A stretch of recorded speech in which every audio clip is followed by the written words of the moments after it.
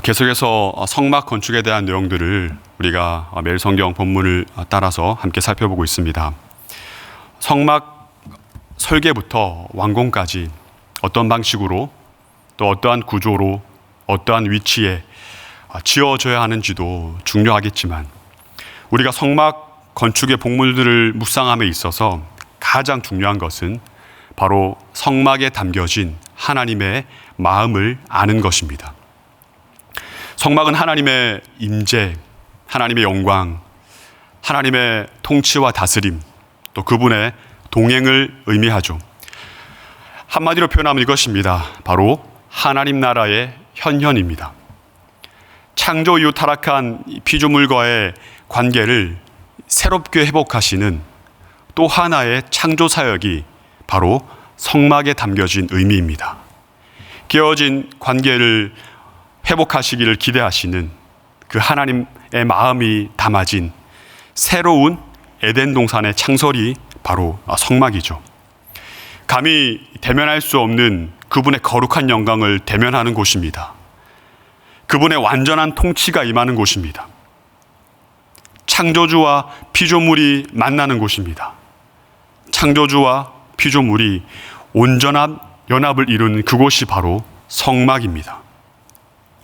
성막 또는 회막이라 불리는 이곳에 담겨진 이러한 하나님의 마음을 제한다면 그냥 텐트에 불과한 것이죠.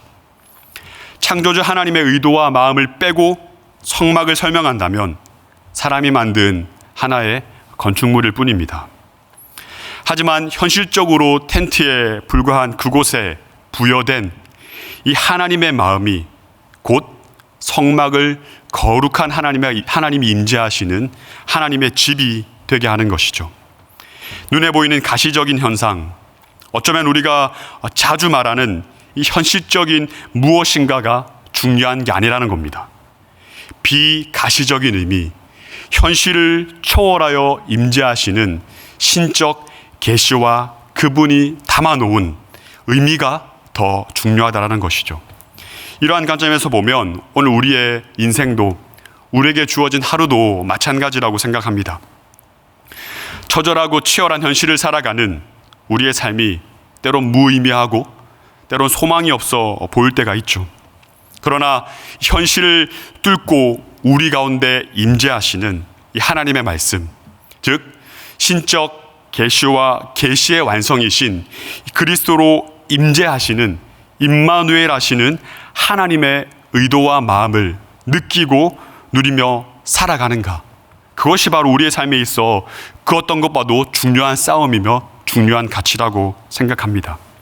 오늘 우리가 머물고 있는 새벽 제단이 바로 그것을 고백하고 확인하는 시간인 줄 믿습니다. 우리가 함께 읽은 이 본문 말씀을 근거로 성막이 세워지는 세 가지 방식이라는 묵상 포인트로 한번 말씀을 살펴보도록 하겠습니다. 첫 번째로 성막은 하나님의 영으로 세워집니다. 본격적인 성막 건설과 함께 먼저 하나님께서는 하나님의 사람을 선택하십니다. 본문 1절과 2절 말씀입니다. 제가 읽어드리겠습니다. 여호와께서 모세에게 말씀하여 이르시되 내가 유다 지파 훌의 손자요 우리의 아들인 브살레를 지명하여 부르고. 하나님께서는 이 성막을 세워가시는 모든 과정 가운데 전적인 주도권을 가지고 하나님의 사람을 선택하십니다. 왜 하나님이 주도권을 가지시는가? 이 성막에 담겨진 의미를 생각해 보면 분명해집니다. 깨어진 언약 관계를 갱신하고 깨어진 하나님과의 관계를 회복하고 창조주와 피조물이 온전한 연합을 이루는 이 일은 주도적으로 언약과 관계를 파괴했던 피조물의 측면에서는 그 어떤 것으로도 개입하거나 회복할 수 없는 것이죠. 그래서 처음부터 끝까지 하나님이 전적인 선택과 주도권과 그분의 명령으로만 성막이 건설되고 진행되는 것입니다. 피조물은 그저 하나님의 명령에 순종하는 것 외에는 할 수 있는 것이 아무것도 없습니다. 어떻게 하시죠? 먼저 직접 지명하여 부르십니다. 하나님, 제가 할게요. 이렇게 우리가 손을 든다고 되는 일이 아닙니다. 하나님, 저 이 정도 준비되어 있습니다. 내가 구비하고 있는 실력과 경험과 노하우로 할 수 있는 일이 아니라는 것이죠. 하나님의 전적인 은혜이며 지명입니다. 여기에는 어떤 인간의 논리성과 합리성으로 반박할 수 없습니다. 왜 저입니까? 왜 저 사람입니까? 라는 질문이 무의미하다라는 것이죠. 창조주의 선택이며 창조주의 결정입니다. 그 결정에 브살렐, 하나님의 보호, 하나님의 그늘이라는 이름을 가지고 있는 이 브살렐이 지명되고 선택됩니다. 다음으로 하나님께서 하나님의 영을 부어주십니다. 3절입니다.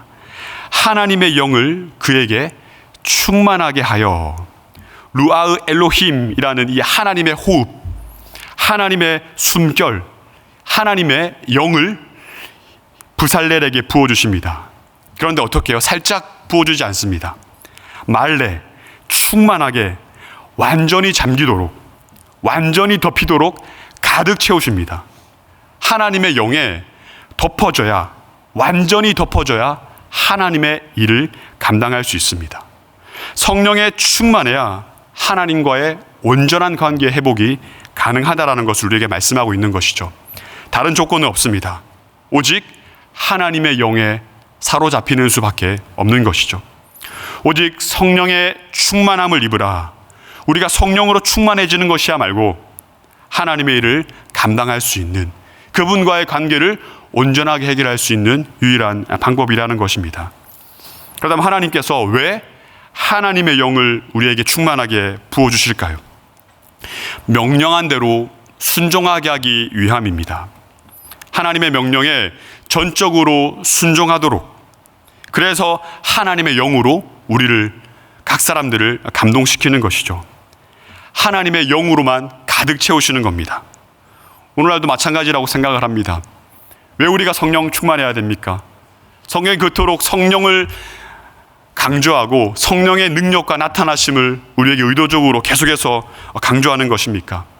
왜 우리의 수많은 기도 제목들보다 가장 앞선 기도의 제목이 성령 충만을 간구하는 것이어야 합니까?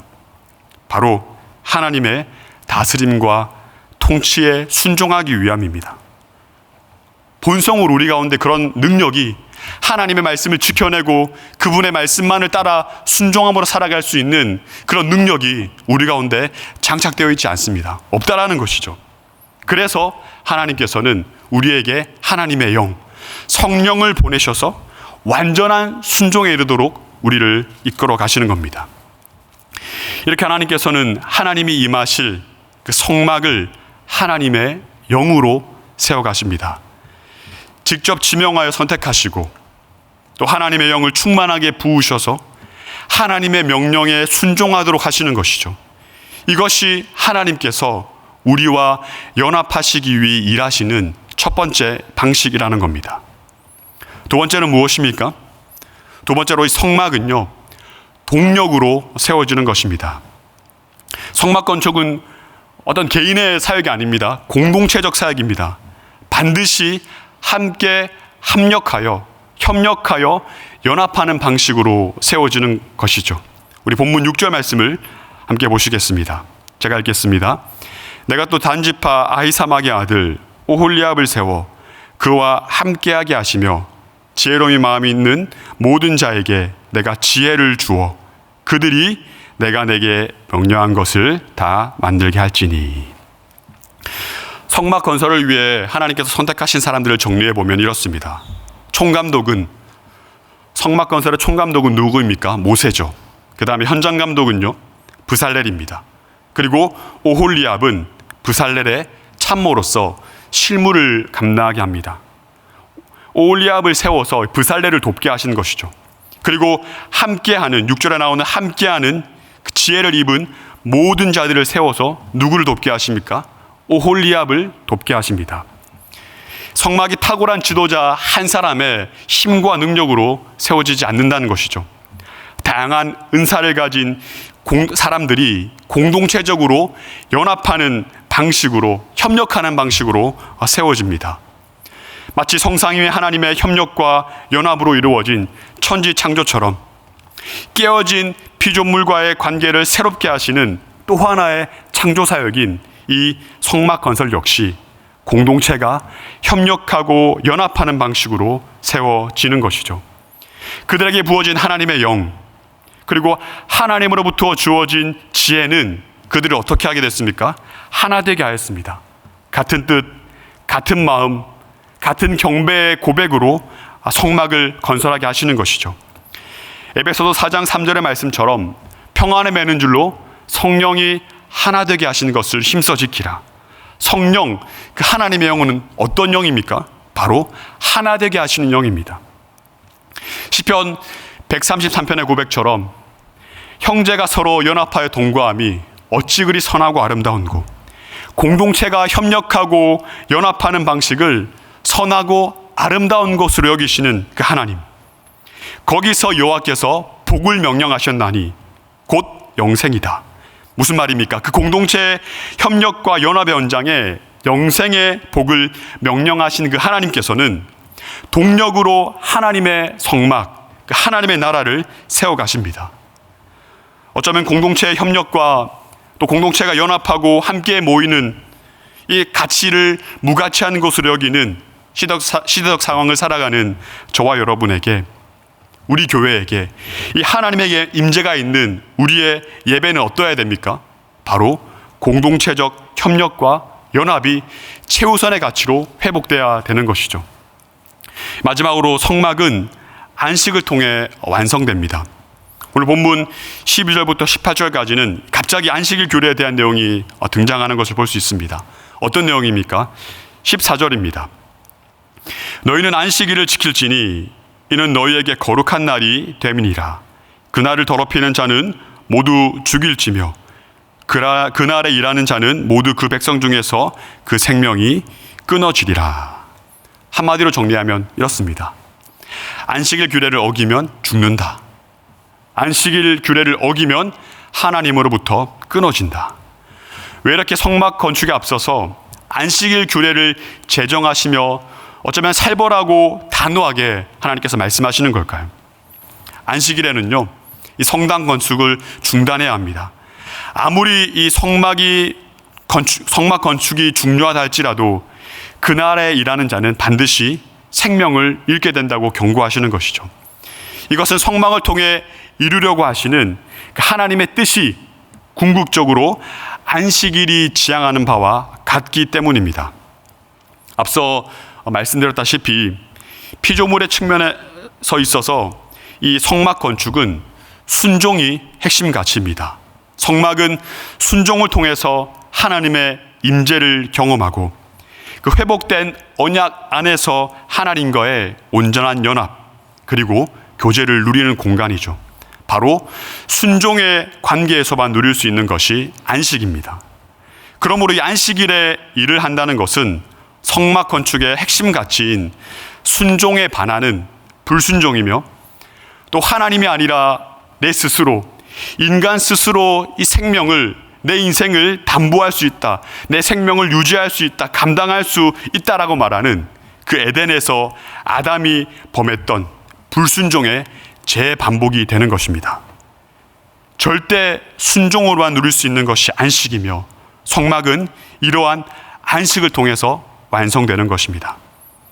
결국 우리가 아시다시피 신약으로 넘어가면서 이 안식일의 주인이라 말씀하시는 분이 누구십니까? 바로 예수 그리스도가 이 안식일의 주인으로 안식일의 이 가치와 순종의 개념을 온전히 이루신 분이 되시는 것이죠. 말씀을 맺겠습니다. 성막은 하나님의 영으로 세워갑니다. 하나님의 영에 완전히 사로잡혀 순종하는 방식으로만 세워집니다. 그리고 성막은 동력으로 세워집니다.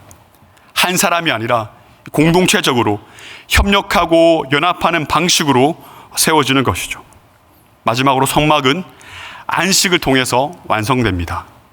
안식은 완전한 순종으로만 누릴 수 있는 하나님과의 관계이며, 순종으로만 경험할 수 있는 하나님과의 연합이기 때문입니다. 오늘도 우리에게 주어진 이 하루라는 시간, 우리의 삶 가운데 다른 어떤 것보다 우리가 이런 좀 기도로 나아갔으면 좋겠습니다. 하나님, 오직 하나님의 영에 이끌려 성령의 충만한 삶 살아갈 수 있도록 내 가운데 성령을 부어달라고, 또한 자기의 의견에 옳은 대로 또 자기 중심성을 가지고 무엇이든지 자기의 유익과 이익을 쫓아 살아가는 이 개인주의적인 시대 가운데 오직 하나님, 우리 교회만은, 우리 공동체만은 함께 연합하여 협력하는 방식으로 이 공동체적 삶으로 우리가 살아갈 수 있도록, 또 무엇보다 그 어떠한 가치보다 오직 하나님으로부터 들려지는 그 주의 말씀에 전적으로 복종하고 순복하고 순종하는 삶으로 살아갈 수 있도록 하나님, 우리 가운데 은혜를 부어달라고, 오늘도 우리가 그렇게 하나님의 영에 이끌리고 성령의 충만함으로 공동체적 삶으로 절대 순종으로 하나님 나라의 현현을 경험하고 또 하나님 나라의 성막을 우리의 삶 가운데 넉넉히 세워갈 수 있도록 우리에게 은혜를 부으시고 우리를 사용해 달라고 간구하시는 복된 아침 되시길 주의 이름으로 축복합니다. 이 시간 우리에게 주신 하나님의 말씀 붙잡고 또 각 사람, 또 각 영혼들이 가지고 있는 또 기도의 제목을 붙잡고 우리 교회 공동체를 향해서 원하시는 하나님의 마음을 기대하며 또 우리 삶의 교회를 위해서 함께 합심하여 기도하심으로 우리의 삶을 시작하도록 하겠습니다. 기도하겠습니다. 살아계신 하나님 아버지, 은혜 감사합니다. 성막을 세워가신 하나님의 방식을